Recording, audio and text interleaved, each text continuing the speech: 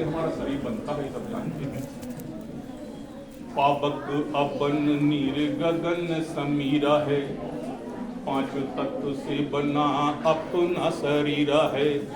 मरना है सबको तन मट्टी कूरा है, मरना है सबको तन मट्टी कूरा है।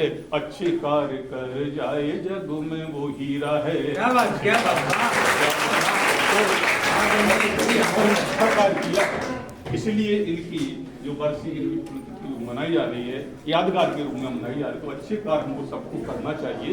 और अभी हमारे मिश्रा जी ने कहा कि अपने जीवन के उद्देश्य जो होना चाहिए, जीवन के जो उद्देश्य यदि नहीं बनाते हैं तो सब मतलब नहीं। और जीवन के उद्देश्य क्या है मुख्य रूप से मैं बताना चाहूँ 2 शब्दों में लाए हूँ मैं, कि एक तो हमारा जीवन का उद्देश्य होता है कि देश प्रेम बहुत जरूरी है।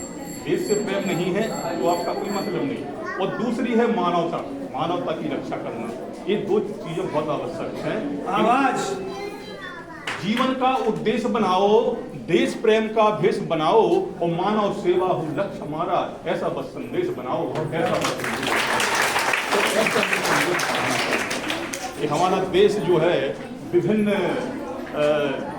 जातियों से, विभिन्न धर्मों से संचालित हो रहा है, लेकिन राजनीतिक रूप से राजनीतिक हैं वो विभिन्न प्रकार की विमर्शाएं फैलाते हैं।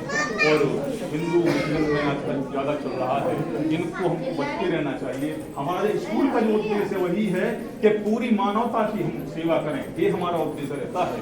तब मैं 4 पंक्तियां और समर्पित करता हूँ। कि न हिंदुत्व की बात करता हूँ ना इस्लाम की, मैं हिंदुत्व की बात करता हूँ ना इस्लाम की, ना बात करता हूँ रहीम की, ना बात करता हूँ राम की, और ना बात करता हूँ कुरान की, ना बात करता हूँ कुरान की। बस बात करता हूँ एक ही संदेश की, कि जब कभी संकट आ जाए अपने देश पर तो तन मन धन से रक्षा करना है। और हमारे बच्चियों ने बहुत सुंदर किया है। और वास्तव में जब हम बच्चों को शिक्षा जहाँ शुरू से दें तो उनका वो मस्तिष्क में विभिन्न प्रकार के अच्छे विचार उत्पन्न होते हैं, ये बहुत जरूरी है। तो बच्चियों का होना बहुत आवश्यक होता है। तो बच्चियों का सदा सम्मान होना चाहिए। उनके लिए 2 पंक्तियाँ समर्पित करता हूँ।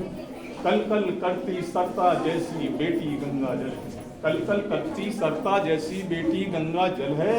जिस घर में बेटी होती है उस घर का सुंदर कल है, उस घर का सुंदर कल है। और ज़्यादा टाइम हो तो छोटी सी एक कविता प्रस्तुत करता हूँ। और हमारे पुलवामा कांड हुआ था, वहाँ पर 40 सैनिक हमारे मर गए थे, शहीद हो गए थे, और बड़ी दुख की बात थी। इसी संबंध में मैंने एक कविता की रचना की थी, वो कविता प्रस्तुत करता हूँ। छाती सैनिकों के लिए समर्पित करता हूँ कि सैनिकों को कैसा रहना चाहिए। कि छाती पर प्रहार करो तुम धारदार, तुम तेगों से तेगों का, छाती पर प्रहार करो तुम धारदार तुम तेगों का। उठो सैनिकों लहू बहा दो इन आतंकी लोगों का, काल बनो तुम करो सामना इन आतंकी हमलों का।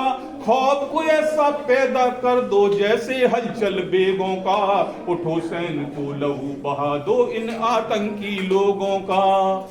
भारत माँ पर करे चोट जो जब भी हमको दर्द मिले, भारत माँ पर करे चोट जो जब भी हमको दर्द मिले। सीने पर तुम दागो गोली जो भी दहशत गर्द मिले, बुरी नजर को जो भी डाले आंख तोड़ के रख देना।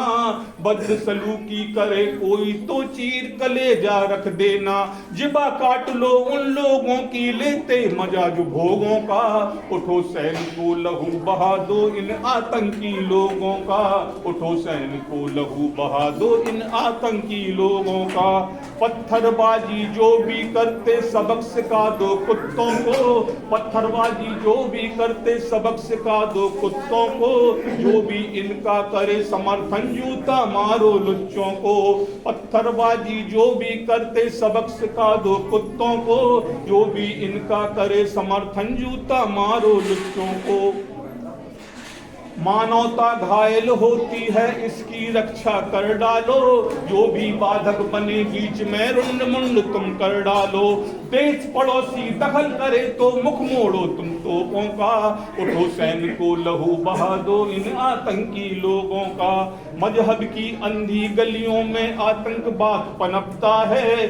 मजहब की अंधी गलियों में आतंकवाद पनपता है। आतंकवाद का करो सफाया जो मानवता को हरता है। चुन चुन कर आतंकी मारो खौफ जो पैदा करता है। खून खौलता ए विनोद जब कोई फौजी मरता है। उन्मूलन कर डालो सबका विश्वव्यापी रोगों का। उठो सैनिकों लहू बहा दो इन आतंकी लोगों का।